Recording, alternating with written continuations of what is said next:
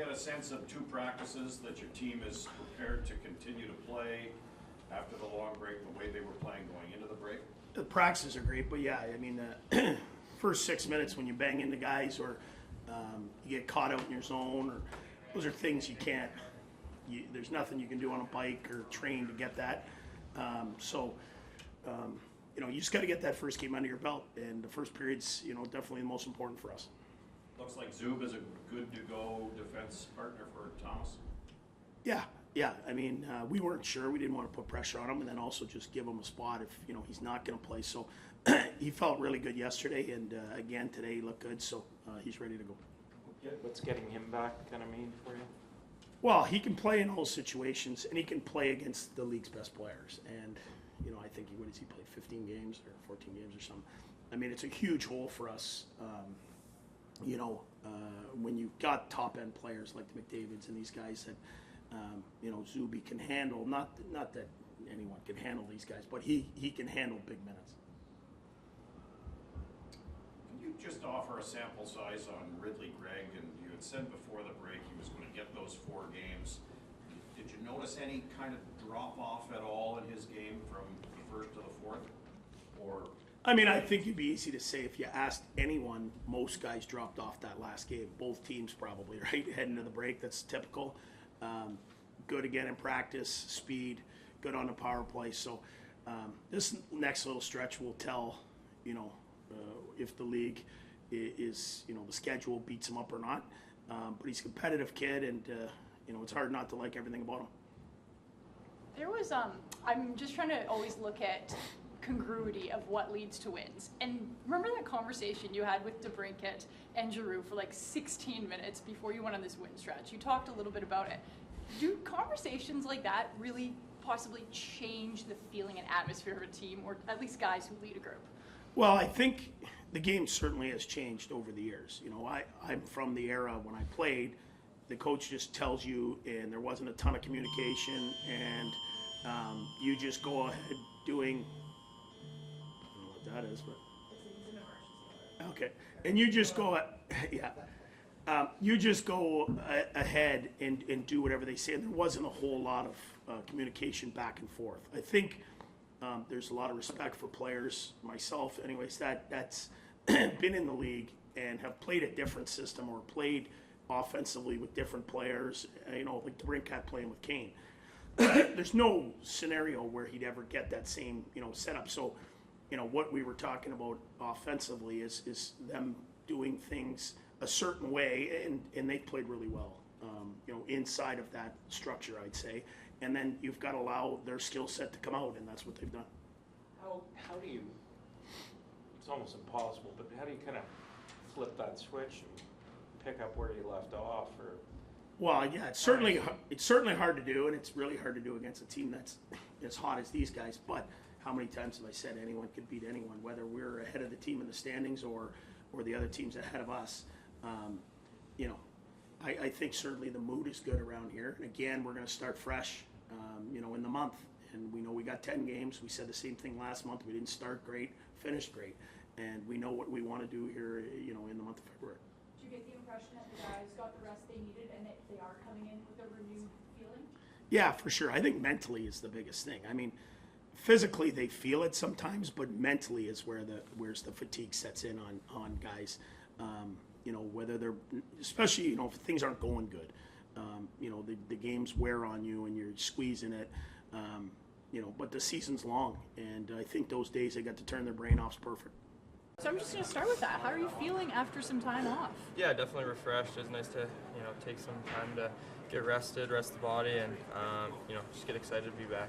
DJ Smith says the biggest thing is just the mental break. How does the brain feel different today rather than 2 weeks ago?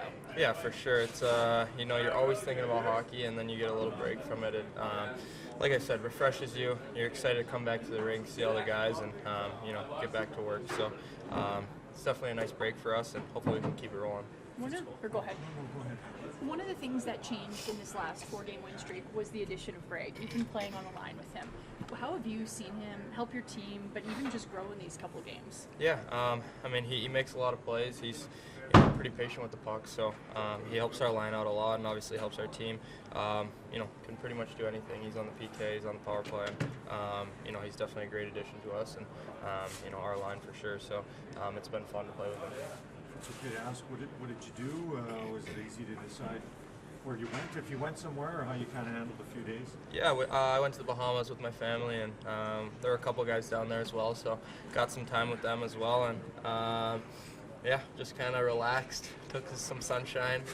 Don't get too much of that here, so it was nice to get some sun and just kind of hang out. So some good time off. We often hear players say that the first 10 minutes are key to most hockey games. Does that apply to tomorrow's game specifically? Yeah, for sure. I know they've gotten a couple games in and we haven't, so we got to come out hard, play detailed hockey and, really focus on, the first period and kind of play it by ear there. Back in work mode? Oh yeah, got a couple days, work hard, sweat out from the vacation, so no, but it was good. It was good pace the last 2 days, and now we're excited for tomorrow. Anxious for the first 10 minutes of tomorrow's game? Especially against these guys, it's going to be their third game, so we have to be smart right from the start. There's no kind of easing our way into it. They're on a 9-game point streak or 10-game point streak, so it's a tough task ahead of us, but there's no excuses. It's just we just got to be ready to go right from the start. Does it help that you left the break, or began the break rather, playing exceptional hockey? You kind of look at it both sides. Just we had a good rhythm going. We were playing well and playing fast, but it's good that we had a couple days off to kind of get our mind away from hockey. But we need to regroup and refocus on the task at hand. Is when we're playing fast, we're a tough team to play against. So we just got to pride ourselves in doing that right from the start, especially being off for so long. We have to be sharp and ready to go. I know it's a different time starting at 12:30, but there's no excuses. We got to be right from the start. These guys have, like I said, their third game, so they've got their legs underneath them from vacation bye week. So we just got to focus on doing the little things right. What was the experience of playing in that All-Star game with your brother like? It was unreal. I know it's something that we both will never forget. It was so special to us being able to be together on the same ice and just I don't know, just so surreal and just for our family, friends to all be there too and be a part of it.